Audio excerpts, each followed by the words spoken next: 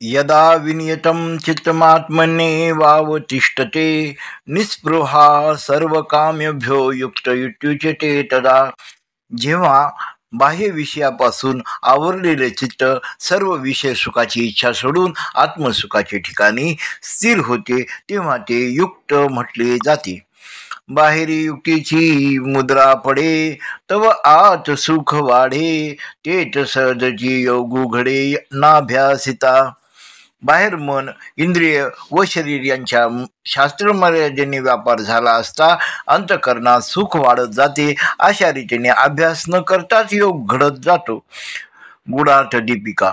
योगाभ्यासाने आत्मसुखाचे ठिकाणी मन ऐक्य पाहून जे आत्मसुख प्राप्त होते तेच आत्मसुख विषय सुख भोगण्याची इच्छा सोडून केवळ परमेश्वर आज्ञा समजून परमेश्वराच्या ठिकाणी चित्त ठेवून अत्यंत निष्ठेने शास्त्र मर्यादा पाळणाऱ्या कर्मयोग्यांना प्राप्त होते असा भाव.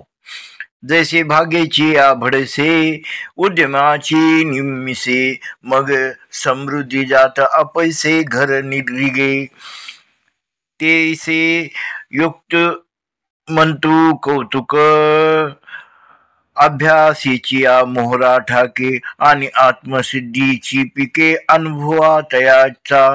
म्हणून युक्ती हे पांडवा घडे जया सदैवा तो अपवर्गीची राणीवा अलंकारी जे. अर्थ. ज्याप्रमाणे भाग्याचा उदय होण्याचा काल आला असता भाग्य भरभरून येते न नुसते प्रयत्नांचे निमित्त होऊन आपोआप सर्व संपत्ती घरात शिरते त्याप्रमाणे मीठ आहार विहारादी युक्तीने वागणारा पुरुषही सहजच योगाभ्यासाच्या मार्गास लागला असतो आणि त्याच्या अनुभवाला आत्मसिद्धीचे पीक येते. म्हणून ज्या भाग्यवानाला मन इंद्रिय स्वाधीन ठेवण्याची ही युक्ती साधली तो मोक्षाच्या राज्यप्राप्तीने शोभिवंत होतो.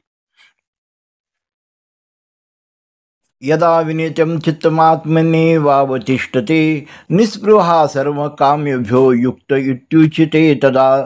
श्रीमद भगवद्गीता. बाहेरी युक्तीची मुद्रा पडे तव आत सुख वाढे तेथे सहजची योग घडे नाभ्यासिता.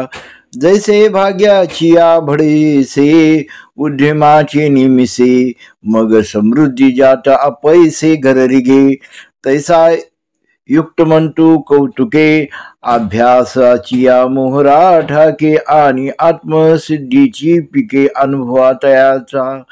म्हणून युक्ती हे पांडवा घडे जयात सदैवा तो अपवर्गीचा राणीवा अलंकारी जे.